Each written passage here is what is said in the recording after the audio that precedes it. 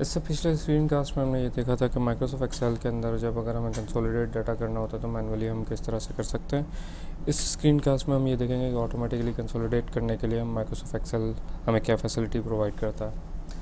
Automatic consolidation करने के लिए हमें ज़रूरी है कि हम डाटा पे क्लिक करें। डाटा में हमारे पास यहाँ पर एक ऑप्शन होता है कंसोलिडेट। जैसे आप कंसोलिडेट पे क्लिक करेंगे तो यहाँ पर आपके पास 3 ऑप्शन आ जाएंगे। सबसे पहली चीज़ ये है कि कौन सा फ़ीचर या कौन सा फंक्शन आप अप्लाई करना चाह रहे हैं, जिसके अंदर आपके सम, मैक्स, मिन, काउंट, एवरेज ये तमाम चीज़ें अवेलेबल है।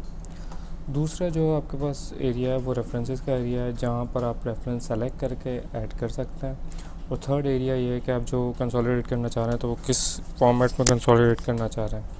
अब हम सबसे पहली चीज़ इसके अंदर सेलेक्ट करते हैं, क्योंकि नॉर्मली हमें सम करना होता है तो हमने यहाँ पर सम सेलेक्ट किया हुआ। रेफरेंसेस के अंदर मैं आ गया। अब मैं पहली वर्कबुक पे आ रहा हूँ, फॉर इंस्टेंस से सेंट्रल के अंदर। अच्छा, अब जब हम सिलेक्शन करते हैं तो यहाँ पर एक चीज़ इंपॉर्टेंट है कि जब हम सेलेक्ट करेंगे तो जो टॉप और लेफ़्ट में टाइटल्स होंगे, टाइटल्स से हम इसको ऑटोमेटिकली सेलेक्ट करेंगे। वंस हमने इस एरिया को सेलेक्ट कर लिया, ऐड प्रेस कर दिया, ये पहला एरिया हमारा सेलेक्ट हो गया। फिर हम वेस्ट में आ गए। वेस्ट में हमने अकॉर्डिंगली इसी तरह से सेलेक्ट किया। इसमें भी आप देखेंगे हम टॉप और लेफ़्ट के टाइटल्स को साथ लेंगे और हमने ऐड कर दिया। जो थर्ड एरिया हमने सेलेक्ट किया दैट इज़ ईस्ट, और ईस्ट के अंदर भी सेम तरीके से हमने सिलेक्शन कर ली।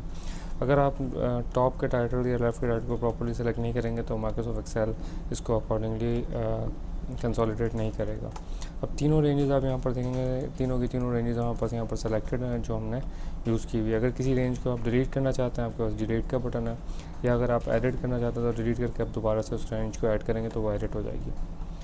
बुनियादी तौर पे क्योंकि हमारी जो लिस्ट थी उसके अंदर टॉप पर भी टाइटल थे, एक नज़र हम उसको चेक कर लेते हैं। जैसे हमारे पास सेंट्रल की लिस्ट थी या वेस्ट की लिस्ट थी, इसमें हमारे पास टॉप पर भी टाइटल थे, लेफ़्ट पर भी टाइटल थे। तो बुनियादी तौर पर जब अगर हम इसके अंदर कोई तब्दीली मतलब इसको जब कंसोलिडेट करेंगे तो हम यूजिंग लेबल्स इसको कंसोलिडेट करेंगे, ठीक है ना। अब हमने सिंपली ये किया कि टॉप पे भी हमारे पास लेबल्स हैं और लेफ़्ट पे भी लेबल्स हैं। अगर हमारी लिस्ट कुछ ऐसी होती है कि जिसके सिर्फ लेफ़्ट पर लेबल होता है तो हम लेफ़्ट को चेक लगाते हैं, या अगर हमारी लिस्ट ऐसी होती है कि जिसके सिर्फ टॉप पर लेबल होते हैं तो टॉप पे चेक लगाते हैं। जैसे आप ओके करेंगे, एक्सेल ने विद इन नो टाइम तमाम की तमाम शीट से आपको कंसोलिडेट डाटा करके दे दिया। इसका आपको सबसे बड़ा एडवांटेज ये मिलता है कि कोई भी एरर्स, आप मैनुअल एरर्स से आप बच जाते हैं। दूसरा ये है कि बहुत क्विकली ये काम परफॉर्म कर देता है। नंबर 3 ये है कि किसी भी शीट के अंदर अगर बीच का कोई टाइटल नहीं है या टाइटल ऊपर या नीचे है तो एक्सेल के कंसोलिडेशन का फीचर ऑटोमेटिकली इसको रिकॉग्नाइज़ कर लेता है। अगर इस लिस्ट को आप अपडेट करना चाहते हैं, फॉर एग्जांपल हमारे पास पीछे अभी हम देखेंगे यहाँ पर 46,144 ग्रॉसरी की फ़िगर आ रही है। सेंट्रल में हम आ गए और सेंट्रल में हमने इस फिगर को 20, 1, 2, 3 कर दिया। इस वक्त आप देखेंगे यहाँ पर जो कंसोलिडेटेड हमारे पास शीट है उसमें 46,144 ही है, लेकिन अगर हम इसको अपडेट करना चाह रहे हैं तो उसके लिए एक सिंपल सा काम आपको करना पड़ेगा, कंसोलिडेट।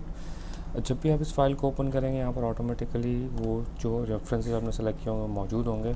और ओके जैसे आप ओके करेंगे, अब देखें यहाँ पर 46,144 की जगह का 52,199 आपके पास आ गया।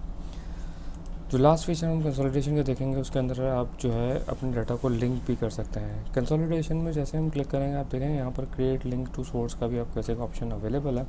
आपने जैसे इसको चेक लगा के ओके कर दिया, अब आपको एडवांटेज ये मिलेगा कि जैसे ही मैं अब सेंट्रल में दोबारा से आता हूँ और 20,000 की जगह इसको मैं से 40,000 कर देता है, तो आप कंसोलिडेटेड लिस्ट में देखेंगे जो पुरानी कंसोलिडेटेड लिस्ट में उसमें तो अपडेट नहीं हुआ, लेकिन जो नई कंसोलिडेटेड लिस्ट आपने बनाई थी उसके अंदर वो फिगर ऑटोमेटिकली अपडेट हो गई। दूसरा फ़ायदा है जो ऑटोमेटिक कंसोलिडेशन के अंदर जो लिंक का ऑप्शन है वो ये देता है कि आप इसने यहाँ पर ग्रुपिंग क्रिएट कर दी। जैसे आप 2 पे क्लिक करेंगे सारी की सारी ग्रुपिंग आपके पास एक्सटेंड हो गई।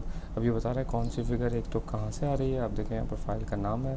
दूसरा ये कि उन तमाम की डिस्ट्रीब्यूशन भी आपको नज़र आ रही है। अगर आप उसको नॉर्मल करना चाहते हैं 1 भी क्लिक कर सकते हैं। किसी एक सब टोटल को भी आप खोलना चाहते हैं, आप जस्ट यहाँ पर क्लिक करेंगे तो कोई एक भी ऑप्शन आपके सामने ओपन हो सकता है।